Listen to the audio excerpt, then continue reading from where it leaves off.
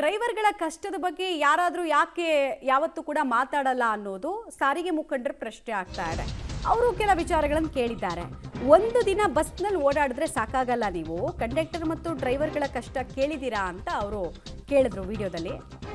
ಏನು ಕಷ್ಟ ಆಗ್ತಿದೆ ಅಂದರೆ, ಒಂದು ಆ ATM ಮಷಿನ್ಗಳಲ್ಲಿ ಸರ್ವರ್ ಯಾವಾಗಲೂ ಡೌನ್ ತೋರಿಸ್ತಾ ಇರುತ್ತೆ. ಯಾಕಂದರೆ ಪ್ರತಿನಿತ್ಯ ಫ್ರೀ ಯೋಜನೆಗಳ ಲಾಭ ಪಡ್ಕೊಳ್ತಾರೋರಿಗೂ ಟಿಕೆಟ್ ಹರಿಬೇಕು, ಸ್ಟೂಡೆಂಟ್ಸ್ಗೂ ಕೂಡ ಅವ್ರು ಟಿಕೆಟನ್ನು ಕೊಡಬೇಕು, ಈ ಕಡೆಗೆ ದುಡ್ಡು ಕೊಟ್ಟು ತಗೊಳ್ಳೋರಿಗೂ ಟಿಕೆಟ್ ಕೊಡಬೇಕು. ಸೊ ಸರ್ವರ್ ಡೌನ್ ಆಗುತ್ತೆ, ಮಿಷಿನ್ ಕೈ ಕೊಟ್ಟಿರುತ್ತೆ.